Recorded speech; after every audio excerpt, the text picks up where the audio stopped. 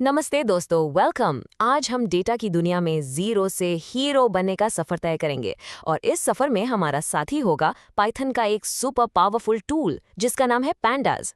तो चलिए पूरे जोश के साथ शुरू करते हैं। अच्छा, सच बताना, जब आपके सामने इतनी सारी रोज और कॉलम्स वाला डेटा आता है तो थोड़ा डर लगता है ना? बिल्कुल नॉर्मल है। इतना सारा डेटा देखकर कोई भी घबरा सकता है। लेकिन फिकर नॉट। क्योंकि इस डर को हमेशा के लिए भगाने के लिए हमारे पास है एक सुपर हीरो जिसका नाम है पैंडास। ये पाइथन की एक ऐसी लाइब्रेरी है जो डेटा को हैंडल करना, उसे साफ करना और उसे एनालाइज करना आपके लिए बिल्कुल आसान, जैसे कोई गेम खेल रहे हो वैसा बना देगी। तो ठीक है, अब शुरू करते हैं। किसी भी चीज को सीखने का जो पहला स्टेप होता है वो है उसकी शुरुआत। इसलिए सबसे पहले हम ये देखेंगे कि पैंडास को अपने कंप्यूटर सिस्टम में इंस्टॉल कैसे करना है। देखिए, अगर आपके कंप्यूटर में पाइथन और पिप पहले से ही इंस्टॉल्ड है तो पांडास को इंस्टॉल करना बहुत ही आसान है। आपको बस अपना कमांड प्रॉम्प्ट या टर्मिनल ओपन करना है और ये सिंपल सी कमांड टाइप करनी है, पिप इंस्टॉल पैंडास। एंटर दबाते ही इंस्टॉलेशन हो जाएगा। बस इतना ही। चलिए, इंस्टॉलेशन तो हो गया। अब पैंडास को अपने पाइथन कोड के अंदर यूज करने के लिए हमें उसे इंपोर्ट करना पड़ेगा। चलिए देखते हैं कैसे। स्क्रीन पर देखिए, इंपोर्ट पैंडास। ये लाइन पाइथन को इंस्ट्रक्शन देती है कि सुनो, मैं पैंडास लाइब्रेरी के सारे फंक्शंस और टूल्स को यूज करना चाहता हूँ, उन्हें मेरे लिए रेडी कर दो। बस इस एक लाइन से पैंडास की पूरी पावर आपके स्क्रिप्ट में आ जाती है। अच्छा, अब देखिए, कोड में बार बार पैंडास लिखना थोड़ा लंबा हो जाता है ना, और प्रोग्रामर्स तो हमेशा शॉर्टकट्स ढूंढते हैं। तो चलिए एक स्टैंडर्ड प्रैक्टिस देखते हैं जिसे एलियस बनाना कहते हैं। ये लाइन है import pandas as pd। यहाँ पर as pd का मतलब है कि हम pandas को एक छोटा नाम यानी एक निकनेम दे रहे हैं जो है pd।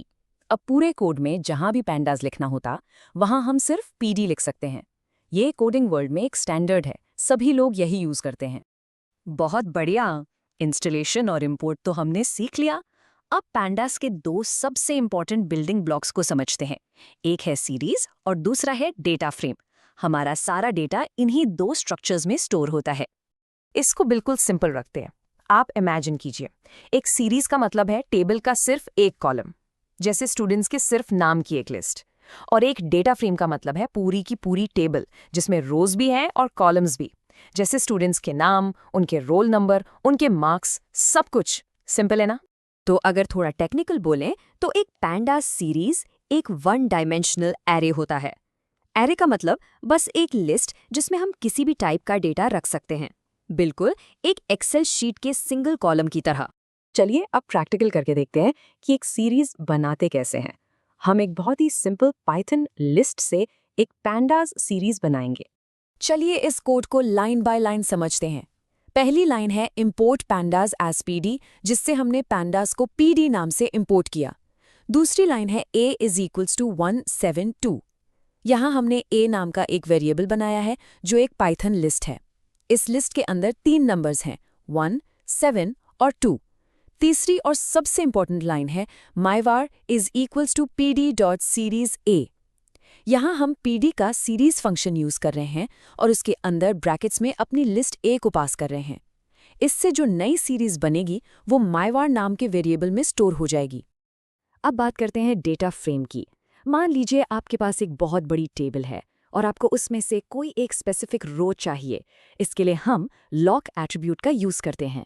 अगर आप लिखेंगे df.lock 0 तो आपको डेटा फ्रेम की सबसे पहली रो मिल जाएगी।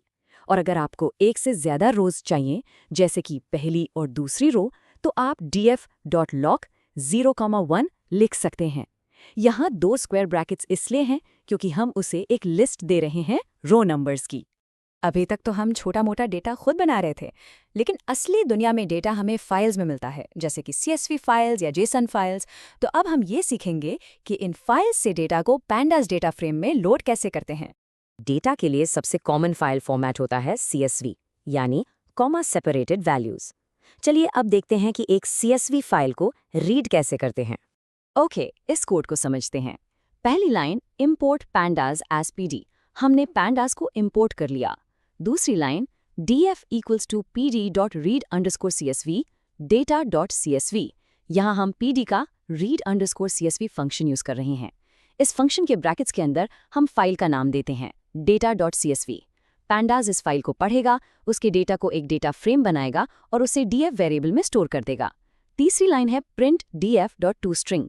देखिए, अगर आप सिर्फ print df लिखेंगे तो pandas सिर्फ शुरू की कुछ और आखिरी कुछ रोज दिखाता है, लेकिन अगर आप पूरा का पूरा डेटा फ्रेम प्रिंट करना चाहते हैं तो आपको .toString मेथड का यूज करना होगा। बहुत अच्छे, हमने डेटा को लोड करना सीख लिया है। अब किसी भी रिजल्ट पर पहुंचने से पहले ये ज़रूरी है कि हम अपने डेटा को थोड़ा सा समझें। इसे कहते हैं इनिशियल डेटा एनालिसिस।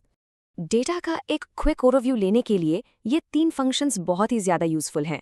पहला, df.head10, ये आपको डेटा सेट की ऊपर से 10 रोज दिखाएगा। दूसरा, df.tail, ये आपको नीचे से यानी आखिरी कुछ रोज दिखाएगा। और तीसरा, df.info, ये बहुत ही पावरफुल है। यह आपको डेटा फ्रेम की पूरी समरी देगा, कितनी रोज हैं, कितने कॉलम्स हैं, हर कॉलम का नाम क्या है और हर कॉलम में डेटा का टाइप क्या है, सब कुछ एक साथ। और अब हम आ गए हैं इस सफ़र के सबसे इम्पोर्टेंट हिस्से पर, डेटा क्लीनिंग। एक बात हमेशा याद रखिए, रियल वर्ल्ड डेटा कभी भी परफेक्ट नहीं होता, उसमें बहुत सारी गड़बड़ियां होती हैं और उन गड़बड़ियों को साफ करना ही एक डेटा एनालिस्ट का सबसे बड़ा काम होता है। डेटा क्लीनिंग सुनने में थोड़ा मुश्किल लग सकता है, लेकिन टेंशन नहीं लेनी है। हम इसे इन 4 आसान स्टेप्स में ब्रेक डाउन करके सॉल्व करेंगे। पहला, हम खाली सेल्स यानी जहां डेटा मिसिंग है उन्हें हैंडल करेंगे। दूसरा, गलत फॉर्मेट वाले डेटा को ठीक करेंगे। मान लीजिए डेट गलत फॉर्मेट में लिखी है। तीसरा, गलत डेटा को करेक्ट करेंगे, जैसे किसी की एज 150 लिखी है। और चौथा, जो डुप्लीकेट यानी रिपीटेड एंट्रीज हैं उनको हटाएंगे। तो चलिए पहले स्टेप की बात करते हैं, एम्प्टी सेल से कैसे डील करें। इसके लिए हमारे पास 2 मेन ऑप्शंस हैं। पहला, ड्रॉप NA, ये उस पूरी रो को ही डिलीट कर देता है जिसमें एक भी वैल्यू मिसिंग है। और दूसरा ऑप्शन है फिल NA, ये रो को डिलीट नहीं करता बल्कि उस खाली जगह पर हमारी दी हुई कोई वैल्यू डाल देता है, जैसे कि 0 या फिर नॉट अवेलेबल। हमने डेटा क्लीनिंग के अलग अलग प्रॉब्लम्स और उनके सॉल्यूशंस देखे।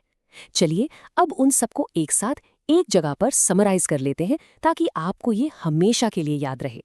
ये टेबल आपके लिए एक परफेक्ट चीट शीट है। चलिए देखते हैं। प्रॉब्लम है एम्प्टी सेल्स, तो मेथड है ड्रॉप NA या फिल NA। प्रॉब्लम है रॉन्ग फॉर्मेट जैसे कि डेट, तो मेथड है टू डेट टाइम। प्रॉब्लम है रॉन्ग डेटा, जैसे ड्यूरेशन 45 की जगह 450 लिखा है, मेथड है लॉक से उस स्पेसिफिक सेल को सिलेक्ट करके उसकी वैल्यू बदलना। और आखिरी प्रॉब्लम डुप्लीकेट्स, इसके लिए सिंपल सा मेथड है ड्रॉप डुप्लीकेट्स। इस टेबल को जरूर नोट कर लीजिए, बहुत काम आएगी।